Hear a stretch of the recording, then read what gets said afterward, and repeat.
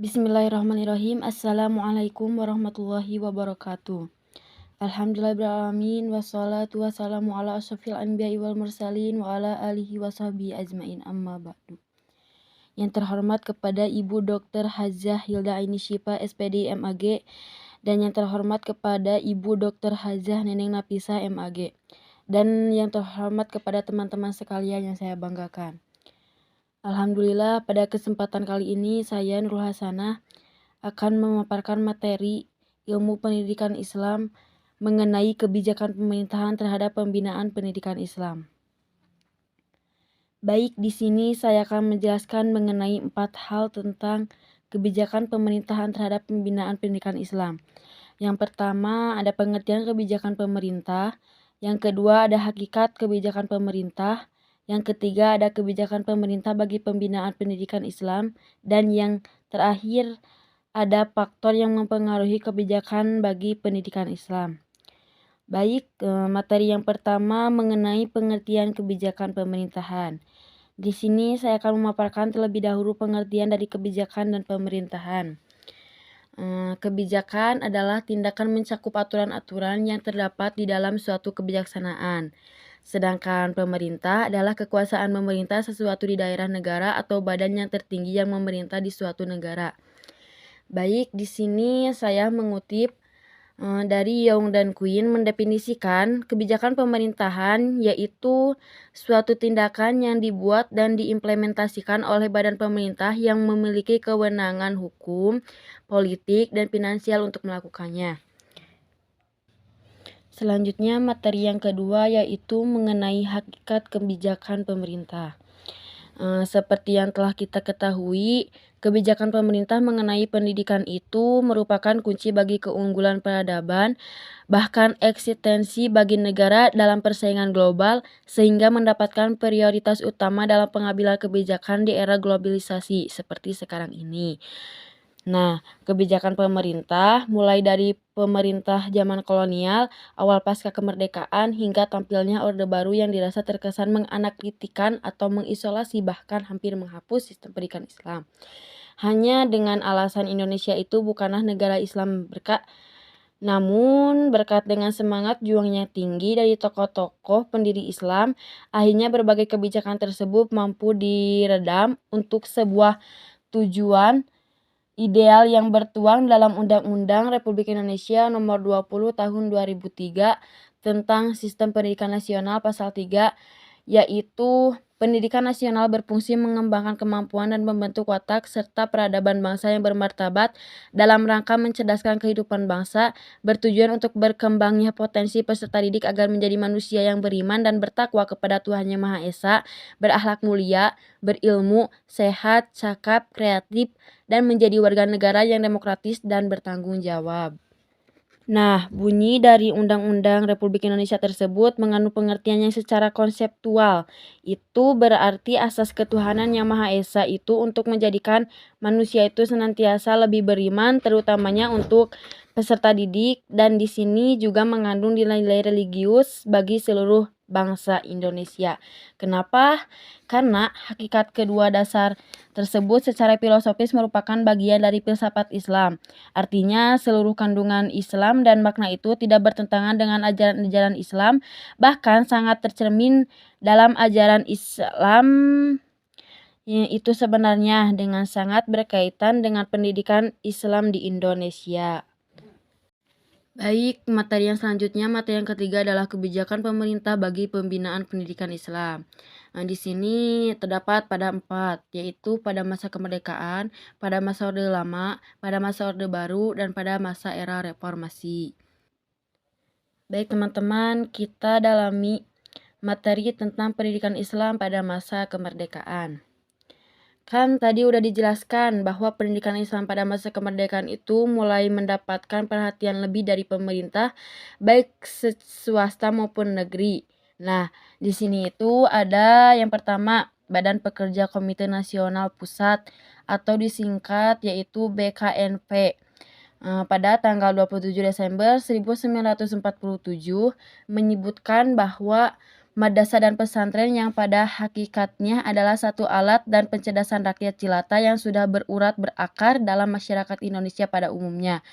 Hendaklah pula mendapat perhatian dan bantuan nyata, tuntunan, dan bantuan material dari pemerintah. Nah, di sini itu menjadi bukti ya bahwa adanya perhatian lebih dari pemerintah pada masa awal-awal kemerdekaan. Baik, yang kedua ada SKB 2 Menteri, yakni Menteri Agama dan Menteri Kependidikan dan Pengajaran yang menetapkan bahwa pendidikan agama diberikan mulai kelas 4 sekolah rakyat atau SR. Pembinaan pendidikan agama di sekolah agama ditangani oleh Departemen Agama, sedangkan pendidikan agama Islam untuk sekolah umum diatur secara resmi oleh pemerintah. Nah, tetapi perlu diketahui bahwa pada kondisi keamanan zaman dahulu, pada awal-awal kemerdekaan Indonesia itu, waktunya belum tenang, belum mendapatkan situasi dan kondisi yang tepat, sehingga SKB 2 Menteri tersebut belum berjalan sesuai dengan mana mestinya. Jadi masih ada los-los gitu ya. Baik, selanjutnya poin kedua dari kebijakan pemerintah bagi pembinaan pendidikan Islam yaitu pendidikan Islam pada masa Orde Lama. Nah, pada masa Orde Lama di sini itu kan meneruskan pada masa kemerdekaan. Jadi udah terbentuknya Departemen Keagamaan dan sebagainya. Hanya saja tinggal memperbaiki sulitnya kedudukan penyelenggaraan pendidikan agama pada sekolah umum, madrasah maupun pesantren. Dan landasan yuridisnya itu bukan semata-mata hanya dibentuk saja, tetapi mulai mempertimbangkan usulan-usulan usulan-usulan atau masukan dari Kementerian Pendidikan dan Kebudayaan. Dari Kementerian Pendidikan dan Kebudayaan membaharui pendidikan dan pengajaran baru 10 persoalan termasuk pendidikan agama pada sekolah umum, madrasah maupun pesantren. Namun dengan seiringnya berjalan waktu pada tahun 1950, kedaulatan Indonesia semakin pulih dari kemerdekaan itu, maka rencana-rencana pendidikan agama seluruh Indonesia menjadi sempurna dengan dibentuknya panitia bersama yang dipimpin oleh Profesor Mahmud Yunus. Nah, di sini menghasilkan kebijakan pemerintahan 1951 ada 5 poin yang berisi yang pertama, pendidikan agama yang diberikan mulai kelas 4 SR atau sekolah rakyat. Yang kedua, daerah-daerah yang masyarakat agamanya kuat seperti Sumatera, Kalimantan, dan lain-lain. Maka pendidikan agama diberikan mulai kelas 1 SR dengan catatan bahwa mata pengetahuan umum tidak boleh kurang dibandingkan dengan sekolah agamanya, diberikan mulai dari kelas 4. Yang ketiga, di sekolah lanjutan pertama dan tingkat atas, baik umum dan kejuruan, diberikan pendidikan agama sebanyak 2 jam per minggu. Yang keempat, pendidikan agama diberikan kepada murid-murid sedikitnya 10 orang dalam satu kelas dan mendapat izin dari orang tua walinya. Yang kelima, pengangkatan guru agama, biaya pendidikan agama, dan materi pendidikan agama ditanggung oleh Departemen Agama. Baik, selanjutnya poin yang ketiga dari kebijakan pemerintah bagi pembinaan pendidikan Islam yaitu pendidikan Islam pada masa Orde Baru. Pada masa Orde Baru yaitu MPRS tahun 1966, MPRS mengeluarkan ketetapan nomor 27 MPRS 1966 bab 1 pasal 1 mengatakan bahwa pendidikan agama menjadi mata pelajaran di sekolah-sekolah mulai dari sekolah dasar sampai dengan universitas negeri. Nah, demikian pula dengan TAP MPR nomor 4 MPR 1978, pendidikan agama di sekolah dasar sampai sekolah menengah merupakan salah satu bidang studi. Bidang studi pendidikan agama diajarkan dalam tiap minggu 2 jam untuk kelas 1, 2, 3 SD. 3 jam untuk kelas 4, 5, 6, serta 2 jam untuk SMP dan SMA. Bahkan menjadi penentu kenaikan kelas jika nilai PAI tidak mencapai sekurang-kurangnya 6. Kurang dari itu tidak akan lolos, saking pentingnya pendidikan Islam. Terus berbagai kebijakan pemerintah dalam rangka kuat kedudukan pemerintah agama. Hal ini dapat dilihat kembali pada Undang-Undang Nomor 2 Tahun 1989 tentang Sistem Pendidikan Nasional. Pada bab 9 pasal 39 ayat 1 ditegaskan bahwa isi kurikulum tiap jenis, jalur, dan jenjang pendidikan wajib memuat pendidikan Pancasila, pendidikan agama, dan pendidikan kewarganegaraan. Dengan demikian, pendidikan agama menjadi suatu komponen yang wajib bagi kurikulum dasar dan menengah. Dilihat kembali pada berdasarkan ketentuan tersebut betapa pentingnya dan strategisnya pendidikan agama di Indonesia pada masa Orde Baru. Baik, poin selanjutnya dari kebijakan pemerintah bagi pembinaan Islam yaitu pendidikan Islam pada masa reformasi. Pada masa reformasi ini mulai tahun 1998 hingga kini berbagai kebijakan yang telah ditetapkan oleh pemerintah, yaitu di sini saya memaparkan ada 6. Yang pertama, Undang-Undang Nomor 22 Tahun 1999 Pemerintahan Otonomi Daerah, di mana kebijakan tersebut mengisyaratkan kemungkinan perluasan wilayah termasuk pengelolaan dan pengembangan pendidikan. Pemberlakuan undang-undang tersebut menuntut adanya perbuatan pendidikan sentralistik menjadi desentralistik. Yang selanjutnya yang kedua, Undang-Undang Nomor 20 Tahun 2003 tentang Sistem Pendidikan Nasional yang merupakan penyempurnaan dari Undang-Undang Nomor 2 Tahun 1989. Yang ketiga, Undang-Undang Nomor 14 Tahun 2005 tentang guru dan dosen.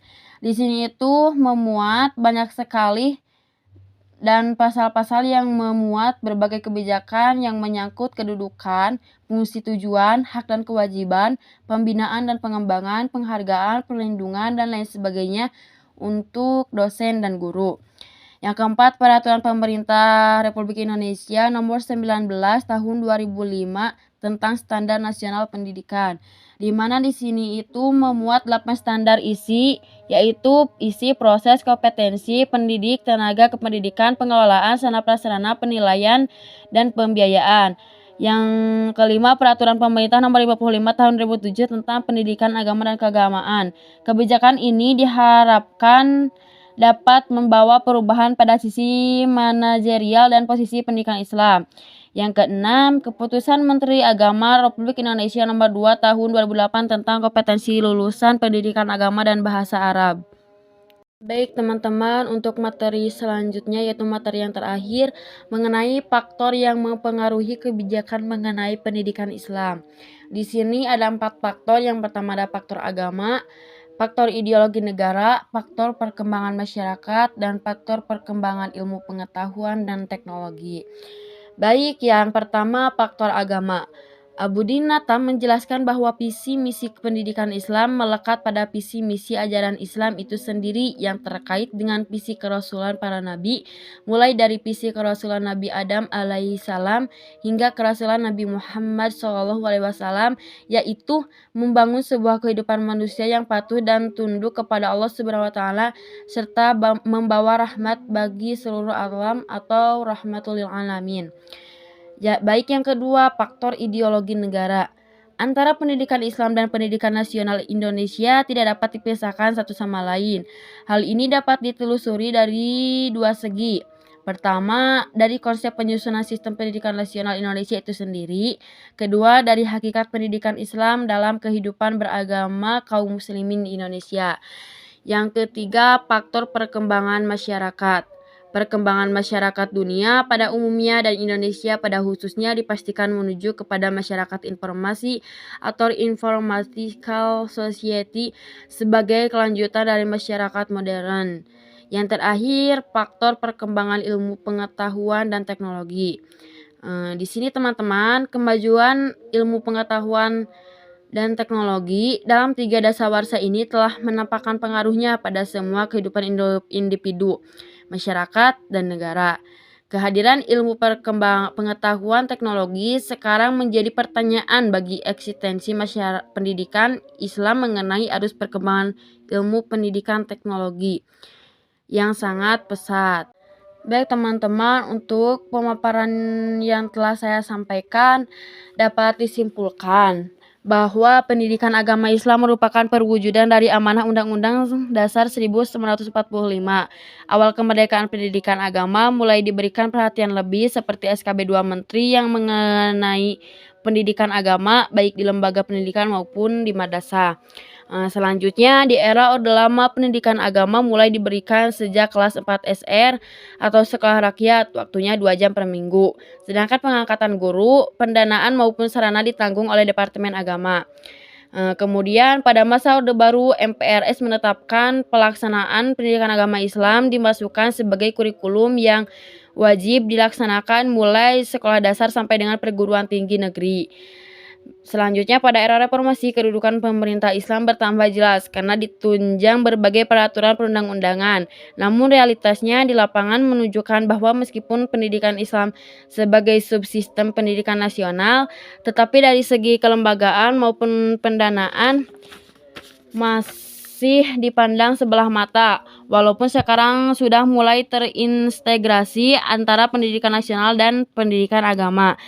Selanjutnya terdapat beberapa faktor penyebab munculnya kebijakan pemerintah, diantaranya adalah faktor agama, ideologi, perkembangan masyarakat, serta kemajuan ilmu pengetahuan dan teknologi. Baik teman-teman, untuk yang terakhir yaitu jika teman-teman ada yang memiliki pertanyaan, silakan masukkan pertanyaan teman-teman di halaman komentar. Baik, itu saja yang dapat saya sampaikan. Mohon maaf bila ada kesalahan. Wabillahi taufiq wal hidayah wa hidayah. Wassalamualaikum warahmatullahi wabarakatuh.